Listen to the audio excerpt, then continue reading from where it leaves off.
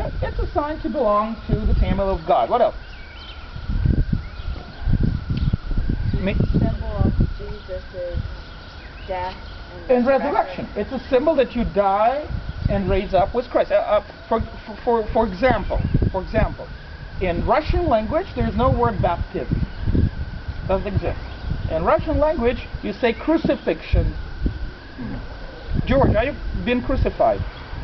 How old were you when you were crucified? 17, 18 maybe. 17, 18, okay. Okay, how old were you when you were crucified? 2 months, probably. 2 months, probably, okay. So that's a Russian word for baptism. Crucifixion. Crucifixion. Why do English language using Greek word for baptism and not the English word? James didn't want to offend anybody. That's exactly right. In which way, George? Can you explain this to us? They're not kind of immersed, and they sprinkle in the church. So that's exactly right. Remember, in the Catholic Church, you sprinkle. So when the translation was done at the court of King James, you have two parties there. You have the Catholic party and you have the Protestant party, right? And the translators, if they translate the Greek word baptismo as immersion, they will upset the Catholics, because the Catholics do not immerse, they sprinkle. If you translate this word as sprinkle, first of all, you'll upset the Protestants who do not sprinkle, they immerse, and second of all, you violate the text, right? Because it's not exactly the translation. So the translators did a very good job. They did not translate it at all, period. They transliterated it, not translating. The Russians translated. They violated the text. They said it's crucifixion. They used the word crucifix until today. Okay? They violated the text. So what? Who knows Greek? You know, who speaks Greek and Russian? Nobody. Not talking about Hebrew. Right? So what do you know? Crucifixion. It preserves the meaning, right? I mean, there's certain meaning that it preserves. You die with Christ, you raise up with Christ. It's a good thing. There's nothing wrong with it. But if you would translate the word mikhva, right, in Hebrew, the Greeks did not have this concept either, right? They did not have the concept, so they translated it with a little bit of generic word that says the usage of water. They didn't have this concept of mikvah, you see? That's why I was trying to find out what the Jews had in mind when they had this concept. Okay, so that's what this word was transliterated, and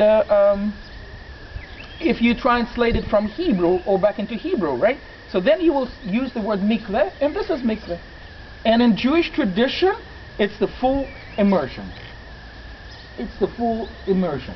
Who will? What would be the age when you're supposed to be baptized? 13. According to the New Testament.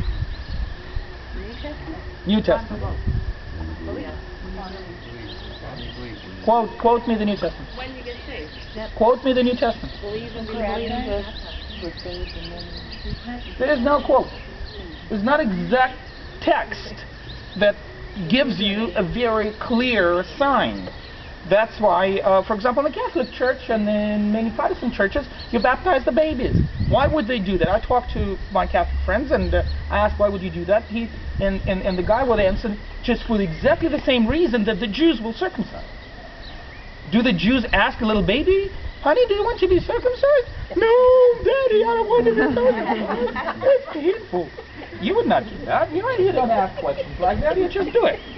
Why would you do that? It's mentioned in the scriptures, right? It's a commandment in the scriptures, and it's a sign you belong to this community of God. So the Catholic and Lutheran friends will say, well, this is what you do in our church. It's a sign of God. Community. You belong to the community. So, as a matter of fact, if you're not baptized, you cannot be buried, right? You cannot be buried in a Christian cemetery. A baby cannot be buried in a Christian cemetery. All right? So, but the other Protestant group will say, well, no, we think we have a different interpretation of that. We need to be baptized when? Confirmation, maybe, when you profess the belief of Christ, etc. Different communities will do it differently. How about the Jews? When the Jews will start doing mikvah? Bar mitzvah. Bar mitzvah, from bar mitzvah age, when you confirmed, so to speak, then you are the son or the daughter, bar or bat, of the commandment. Mitzvah is a commandment. You're the son or a daughter of the commandment. And then you will do the same rituals that the adults will do. So from the time of bar mitzvah, you will do that. They will not ask you whether you want to do it or not. You have to do it. Alright? Because you're part of the house of Israel. And that's how we do it in the house of Israel. So we do immersion here in the after the bar mitzvah, or bat mitzvah. Alright? And that will be an important step for us for our next visit.